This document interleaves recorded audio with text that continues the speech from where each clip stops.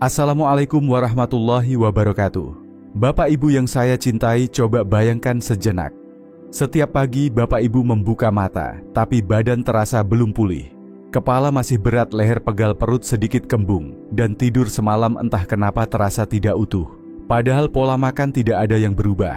Nasi tetap setengah piring lauk sederhana, dan di meja makan selalu ada satu buah yang selama ini kita percaya sebagai pilihan paling aman untuk orang tua, pisang. Ya, pisang. Buah yang lembut, manis, dan mudah dicerna. Hampir setiap rumah menyediakannya, apalagi untuk anak kecil, orang sakit, atau lansia.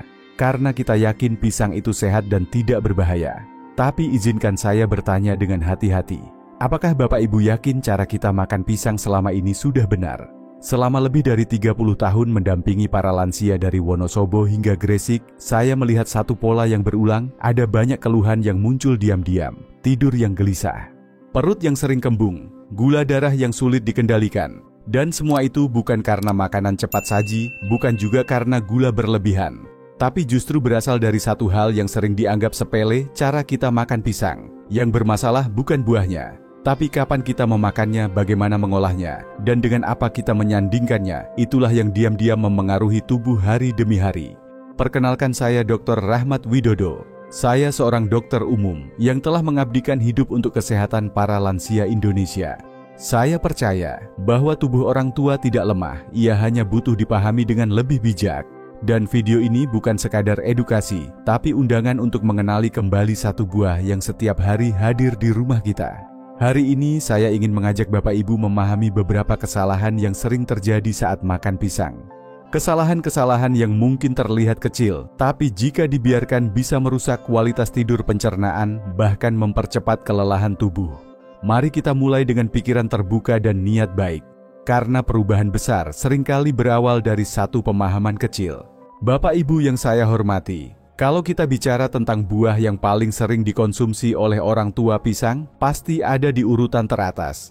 Mudah didapat, harga terjangkau, dan tidak perlu gigi kuat untuk mengunyah. Banyak orang percaya bahwa pisang adalah makanan sempurna, mengandung kalium, vitamin B6, dan serat yang baik untuk jantung, pencernaan, dan bahkan suasana hati. Tapi sayangnya tidak semua yang tampak sehat akan memberi manfaat jika dikonsumsi tanpa mengenal sifat dasarnya. Pisang meskipun alami dan bergizi tetap mengandung gula pati dan senyawa yang bisa berinteraksi dengan sistem tubuh, tergantung kapan dimakan, bagaimana dipadukan, dan seberapa sering dikonsumsi. Saya sering bertemu pasien lansia yang datang dengan keluhan mudah lelah tidur, tidak nyenyak, atau perut sering tidak nyaman. Mereka merasa sudah makan sehat, tidak konsumsi gorengan berlebihan, bahkan mengurangi daging merah. Tapi saat saya tanya, apakah Bapak Ibu makan pisang setiap hari? Hampir semua menjawab iya, Dok, karena dianggap sebagai buah terbaik untuk orang tua. Inilah yang menjadi titik awal saya menyadari banyak orang tua menganggap pisang sebagai buah yang netral. Padahal cara memakannya sangat menentukan. Apakah ia menjadi sahabat atau justru menjadi sumber gangguan tersembunyi? Yang lebih mengejutkan, sebagian besar dari mereka melakukan kesalahan itu setiap hari selama bertahun-tahun tanpa pernah menyadarinya. Dan seperti air menetes ke batu, dampaknya mungkin tidak terasa langsung, tapi lambat laun bisa menggoyahkan kesehatan secara perlahan. Itulah sebabnya hari ini kita perlu belajar mengenali pisang secara lebih utuh. Bukan untuk menjauh, tapi untuk tahu kapan ia membantu, kapan ia perlu dihindari. Dan bagaimana menjadikannya bagian dari pola makan yang benar-benar bermanfaat bagi tubuh orang tua. Bapak Ibu pernah merasa sulit tidur meski tubuh sudah lelah, mata berat tapi kepala terasa gelisah. Bahkan setelah berhasil tertidur, Bapak terbangun 2 atau 3 kali di malam hari. Mungkin karena ingin pipis atau sekadar merasa tidak nyaman. Dan esok paginya tubuh seperti belum benar-benar istirahat. Kalau itu sering terjadi, izinkan saya bertanya satu hal sederhana. Apakah Bapak Ibu memiliki kebiasaan makan pisang setelah makan malam atau mungkin menjelang tidur? Di banyak rumah yang saya kunjungi, terutama di pedesaan saya, sering melihat lansia mengakhiri hari dengan satu buah pisang. Katanya supaya perut sedikit kenyang dan tidur lebih tenang. Tapi justru disitulah sering tersembunyi masalahnya. Pisang yang matang sempurna mengandung gula dan pati cukup tinggi. Jika dikonsumsi di malam hari, saat metabolisme melambat, kadar gula darah bisa naik dengan cepat. Kenaikan ini akan memicu pelepasan insulin, sebuah hormon yang bekerja untuk menurunkan kadar gula. Namun ada efek samping yang sering tidak disadari. Insulin bisa mengganggu produksi melatonin, hormon penting yang mengatur siklus tidur. Akibatnya tubuh jadi lebih sulit memasuki fase tidur dalam. Tidur jadi ringan, mudah terbangun, dan saat bangun pun tidak merasa segar. Belum lagi risiko berat badan naik perlahan, karena gula yang tidak terpakai akan disimpan sebagai lemak. Saya ingat seorang pasien saya dari Banyumas, Pak Harno, usia 68 tahun. Beliau datang dengan keluhan sulit tidur, dan merasa tubuhnya semakin berat. Setelah kami telusuri, ternyata selama bertahun-tahun, beliau selalu makan pisang raja setelah salat Isya. Ketika kebiasaan itu dihentikan dan diganti dengan segelas air hangat atau camilan rendah gula, hanya dalam 2 minggu tidurnya membaik dan berat badannya turun 2 kg tanpa perlu diet khusus. Bapak Ibu, pisang memang sehat, tapi tidak untuk dikonsumsi saat tubuh sedang bersiap beristirahat. Kalau ingin tidur nyenyak, biarkan hormon tidur bekerja tanpa gangguan. Dan kalau tetap ingin makan buah malam hari, pilih buah rendah gula seperti pepaya matang dalam porsi kecil sebelum jam 7 malam. Pagi tadi saat saya mampir ke rumah seorang pasien di pinggiran Magelang, saya melihat sebuah pemandangan yang sangat akrab. Seorang nenek duduk di beranda sambil menyuapi cucunya pisang matang. Sang cucu baru saja pulang mengaji, belum sempat makan siang. Si nenek tersenyum lalu berkata, "Daripada jajan di luar, mending makan pisang saja. Sehat dan manis." Saya paham niat itu tulus. Pisang memang sering dianggap buah paling aman untuk anak-anak. Lembut, tidak bikin tersedak, dan mudah ditemukan di dapur.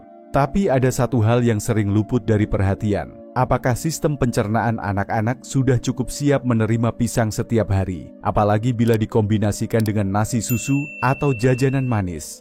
Sistem cerna anak masih dalam proses tumbuh dan menyesuaikan diri. Jika terlalu sering diberikan pisang, terutama lebih dari 1 kali sehari, atau dikombinasikan dengan produk susu, dampaknya bisa muncul dalam bentuk sembelit kembung atau perut tidak nyaman. Beberapa anak bahkan mengalami produksi lendir berlebih di tenggorokan atau batuk ringan berulang meski tidak sedang flu. Ada penjelasan di balik itu. Pisang mengandung fruktosa yang cukup tinggi. Saat masuk ke usus yang belum stabil, fruktosa ini bisa mengganggu keseimbangan flora usus. Dalam jangka panjang, ketidakseimbangan ini bisa berpengaruh pada sistem imun, alergi, bahkan nafsu makan anak. Saya teringat pada seorang nenek bernama Bu Sri dari Desa Kaliori. Beliau terbiasa memberikan cucunya pisang setiap pagi dan sore karena sang cucu sulit makan nasi. Namun setelah 3 minggu cucunya mengalami sembelit dan kehilangan nafsu makan, barulah beliau menyadari bahwa kebiasaan baik pun bisa berdampak kurang baik jika berlebihan. Solusinya bukan melarang, tapi menyesuaikan. Untuk anak-anak, pisang tetap bisa menjadi bagian dari pola makan sehat, tapi cukup 2 hingga 3 kali seminggu. Usahakan tidak diberikan bersamaan dengan susu atau makanan berat. Dan pastikan ada variasi buah lain, seperti pepaya, semangka, atau apel, agar sistem pencernaan tetap seimbang. Ingat, apa yang tampak sehat bagi orang dewasa belum tentu cocok setiap hari untuk anak kecil. Lebih baik cukup, tapi sesuai daripada rutin tapi membebani. Bapak Ibu yang saya hormati, coba bayangkan suasana pagi yang sering terjadi di rumah kita. Kopi hitam masih hangat di gelas, sepotong roti manis di piring, dan 1 buah pisang sebagai pelengkap sarapan. Kombinasi ini terlihat sederhana, praktis, dan sering dianggap sehat. Namun di balik itu ada satu jebakan yang diam-diam membebani tubuh, terutama di usia kita yang sudah tidak muda lagi. Roti putih, mie instan, atau kue kering yang terbuat dari tepung terigu halus memiliki indeks glikemik yang sangat tinggi. Artinya begitu dikonsumsi mereka akan meningkatkan kadar gula darah dengan cepat. Ketika kita menambahkan pisang yang juga mengandung fruktosa alami, maka tubuh akan menerima 2 sumber gula sekaligus dalam waktu yang sangat singkat. Apa akibatnya? Pertama, hati dipaksa bekerja lebih keras untuk memproses lonjakan gula itu. Dalam jangka panjang hal ini bisa berkontribusi pada penumpukan lemak di hati, atau yang disebut sebagai perlemakan hati non-alkoholik, suatu kondisi yang makin sering ditemukan pada lansia. Kedua kombinasi ini menciptakan fermentasi cepat di dalam usus, terutama bila dikonsumsi dalam keadaan perut kosong. Gas menumpuk, perut terasa begah, dan rasa tidak nyaman pun muncul sepanjang hari. Ketiga, lonjakan gula darah yang tiba-tiba ini tidak bertahan lama. 2 jam setelah sarapan kadar gula bisa turun tajam dan menyebabkan tubuh lemas, kepala ringan, bahkan rasa gelisah tanpa sebab yang jelas. Saya pernah merawat seorang pensiunan guru dari Temanggung, Pak Slamet, usia 71 tahun. Beliau punya kebiasaan sarapan dengan pisang dan roti tawar sejak pensiun. Keluhannya adalah mudah lelah menjelang siang dan sering merasa mengantuk tiba-tiba. Setelah kami ubah sarapannya dengan mengganti roti putih menjadi bubur oatmeal dan menambahkan beberapa biji chia, dalam waktu 2 minggu tubuhnya mulai terasa lebih stabil. Bapak Ibu, tubuh lansia membutuhkan sumber energi yang lambat dan bertahan lama, bukan lonjakan singkat yang cepat menghilang. Jika ingin makan pisang di pagi hari, padukanlah dengan serat seperti oatmeal, biji rami flaxseed, atau kacang-kacangan. Kombinasi ini memperlambat penyerapan gula, mendukung pencernaan, dan menjaga tubuh tetap bertenaga tanpa gejolak. Di pasar-pasar tradisional dari Kulon Progo hingga Jombang, pisang hijau, terutama jenis pisang raja atau pisang kepok, sering dijual dalam kondisi belum matang. Banyak orang tua membelinya karena berpikir pisang hijau lebih sehat, lebih kaya serat, dan tidak terlalu manis. Bahkan tidak sedikit yang langsung mengonsumsinya mentah dengan harapan bisa melancarkan pencernaan. Sayangnya itu justru kesalahan yang sering tidak disadari. Pisang hijau memang mengandung pati resisten, yaitu jenis serat yang tidak langsung dicerna oleh tubuh, tapi menjadi makanan bagi bakteri baik di usus. Jika diolah dengan benar, pati ini sangat bermanfaat untuk menjaga kesehatan saluran cerna dan memperkuat sistem imun. Tapi jika dimakan dalam keadaan mentah atau setengah matang, pisang hijau justru bisa memicu masalah baru. Apa yang terjadi saat pisang hijau dikonsumsi mentah? Pisang ini mengandung tanin, yaitu senyawa yang menghambat penyerapan zat besi dan kalsium. Selain itu, teksturnya yang padat dan sepat bisa menyebabkan perut kembung, sembelit, mual, bahkan nyeri perut, terutama pada lansia yang sistem cernanya sudah lebih sensitif. Saya pernah mendampingi seorang ibu bernama Bu Lasmi, 66 tahun, dari daerah Sleman. Beliau rutin makan pisang hijau kukus tanpa tambahan apapun 2 kali sehari karena mendengar dari tetangga bahwa itu baik untuk usus. Namun setelah 1 bulan, beliau mulai mengalami kram perut dan susah buang air besar. Setelah kami evaluasi, ternyata tubuh beliau tidak mampu mencerna tanin dan pati mentah dalam pisang itu. Solusinya bukan meninggalkan pisang hijau, tapi mengolahnya dengan cara yang benar. Salah satu cara aman dan terbukti bermanfaat adalah mengolahnya menjadi biomasa pisang hijau. Caranya cukup sederhana: kukus pisang raja hijau bersama kulitnya selama 20-25 menit hingga lunak, buang kulit, haluskan daging buahnya, lalu campur dengan sedikit air hingga menjadi adonan kental. Simpan di lemari es dan tambahkan 1 sendok ke dalam bubur smoothies atau sup hangat.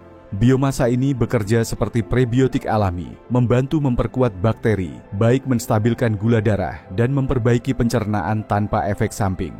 Dengan cara sederhana ini, Bapak Ibu tetap bisa menikmati manfaat dari pisang hijau tanpa khawatir akan gangguan pencernaan yang tersembunyi.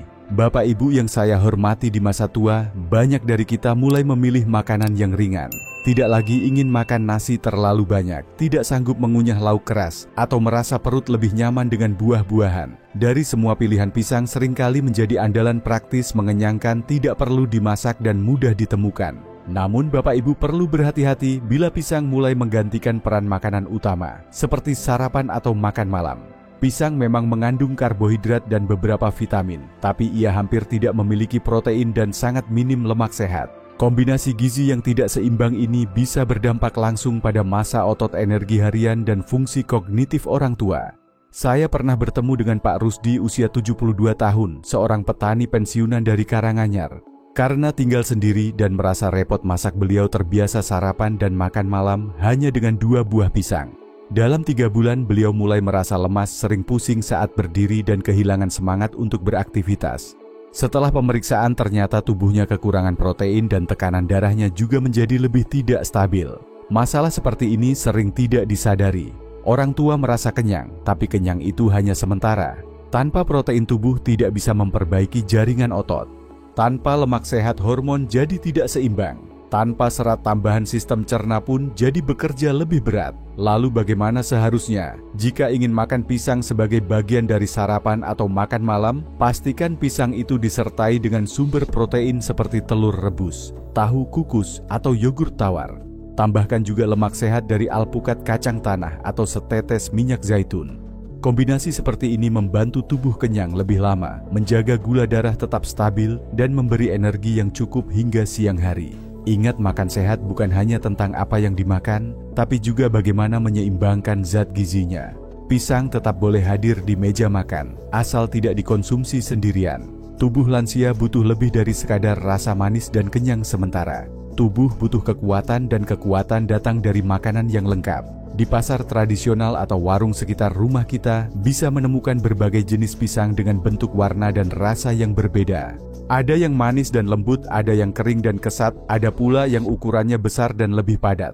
Tapi seringkali semua pisang dianggap sama saja. Asal rasanya enak dianggap pasti sehat. Padahal tubuh kita tidak sesederhana itu. Apalagi di usia 60 tahun ke atas, di mana sistem cerna, kadar gula darah, dan kebutuhan energi sudah sangat berbeda dari masa muda. Kesalahan yang sering saya temui di lapangan adalah orang tua makan pisang secara rutin, tapi tidak pernah menyesuaikan dengan kondisi tubuh masing-masing. Ada yang punya masalah diare, tapi tetap memilih pisang yang terlalu manis dan lembek. Ada pula yang mudah sembelit, tapi justru makan pisang yang padat dan tinggi pati. Akibatnya keluhan pencernaan tidak kunjung membaik, malah kadang bertambah parah. Saya pernah mendampingi seorang bapak 69 tahun dari daerah Kulon Progo. Beliau mengeluhkan perut kembung dan bolak-balik ke kamar mandi setiap pagi. Setelah diperiksa tidak ada infeksi. Tapi dari obrolan ringan, saya tahu bahwa setiap pagi beliau makan 2 buah pisang Ambon matang karena rasanya enak dan tidak perlu dikunyah keras. Masalahnya pisang jenis itu sangat tinggi fruktosa dan pada beberapa orang justru mempercepat gerakan usus. Setelah beliau beralih ke pisang kepok yang direbus, keluhan mulai berkurang dalam seminggu. Sama halnya dengan ibu-ibu yang sering merasa sembelit, padahal sudah makan pisang setiap hari. Saat saya tanya lebih dalam, ternyata pisang yang dikonsumsi adalah pisang hijau setengah matang yang tidak dimasak terlebih dahulu. Di situ letaknya persoalan. Pisang itu memang tinggi serat, tapi juga mengandung tanin dan pati mentah yang justru menghambat penyerapan dan memperlambat proses cerna. Intinya pisang bukan cuma soal rasa. Kita perlu lebih peka terhadap isyarat tubuh. Kalau perut sering bermasalah setelah makan pisang, mungkin bukan karena buahnya salah, tapi karena jenisnya tidak cocok dengan tubuh kita. Memahami hal ini akan membuat pisang benar-benar menjadi sahabat tubuh, bukan penyebab gangguan yang tersembunyi. Bapak Ibu yang saya hormati, saya ingin bertanya dengan jujur, setelah makan pisang, apakah Bapak Ibu terbiasa minum air putih? Pertanyaan ini terlihat sederhana. Tapi dari pengalaman saya mendampingi banyak lansia, jawabannya seringkali mengejutkan. Banyak orang tua makan pisang begitu saja tanpa minum apapun setelahnya. Alasannya bermacam-macam, karena tidak haus, karena sudah merasa kenyang, atau karena mengira pisang itu sudah cukup mengandung air. Padahal meskipun pisang terasa lembut dan berair, kandungan airnya tidak sebanding dengan kebutuhan cairan yang dibutuhkan tubuh untuk mencerna serat di dalamnya. Pisang terutama yang matang penuh mengandung serat larut yang membutuhkan cukup cairan agar bisa bergerak lancar di sepanjang saluran pencernaan. Tanpa air yang cukup, serat ini bisa berubah menjadi massa yang lengket dan memperlambat proses buang air besar. Saya pernah menemui seorang ibu usia 65 tahun di daerah Bantul. Beliau mengeluh sembelit selama hampir seminggu. Setelah saya periksa, tidak ada gangguan medis berarti. Tapi saat ditanya soal kebiasaan makan, beliau bercerita bahwa setiap sore setelah menyapu halaman, beliau makan 2 buah pisang matang, tapi tidak pernah minum air setelahnya, karena merasa sudah kenyang. Itulah penyebabnya. Pisang tanpa cukup air justru membuat usus bekerja lebih berat. Bahkan untuk orang yang tidak punya masalah sembelit, makan pisang tanpa minum cukup air juga bisa membuat perut terasa penuh, cepat begah, dan kadang membuat tubuh terasa tidak nyaman saat bergerak. Apalagi bagi lansia yang juga sedang minum obat rutin, tubuh butuh air untuk membantu semua proses metabolisme berjalan lancar. Solusinya tidak rumit. Setelah makan pisang, tunggu sekitar 10-15 menit lalu, minum 1 gelas air putih hangat atau suhu ruang. Jangan langsung minum saat mengunyah, tapi beri jeda agar proses cerna tetap alami. Kebiasaan kecil ini bisa mencegah banyak keluhan ringan yang sering dianggap sebagai masalah usia. Bapak Ibu, tubuh lansia itu seperti tanah kering, butuh siraman cukup agar tetap subur. Pisang memang memberi serat, tapi hanya air yang mampu menghidupkan kembali aliran dalam tubuh. Jangan lupakan yang sederhana, karena justru dari situlah kesehatan jangka panjang dimulai. Setelah kita membahas berbagai kesalahan dalam mengonsumsi pisang, mungkin muncul pertanyaan di benak Bapak Ibu, lalu bagaimana cara terbaik menikmati buah ini agar benar-benar menyehatkan? Jawabannya ada di satu resep sederhana yang saya sebut sebagai pisang vitality, kombinasi pisang dengan beberapa bahan pelengkap yang mampu menyeimbangkan kadar gula, memperkuat sistem cerna, dan memberi energi tahan lama bagi tubuh lansia. Saya pertama kali belajar resep ini dari seorang tetua kampung di daerah Salatiga. Beliau hidup sederhana, tapi tubuhnya tetap kuat di usia 78 tahun. Sarapan beliau setiap pagi bukan nasi uduk atau roti, melainkan campuran pisang matang gandum dan sedikit rempah. Dari situlah saya mulai memodifikasi dan menyusun komposisi yang lebih lengkap aman untuk usia lanjut. Cara membuatnya pun tidak sulit. Haluskan satu buah pisang matang yang sudah muncul bintik coklat kecil dengan garpu.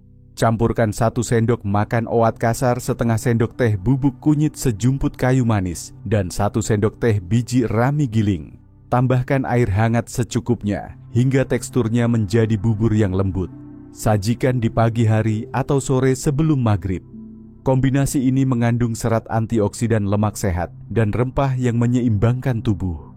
Tidak hanya baik untuk pencernaan dan kadar gula, tapi juga membuat tubuh terasa hangat dan tenang sepanjang hari. Bapak Ibu bisa mencobanya 2-3 kali seminggu.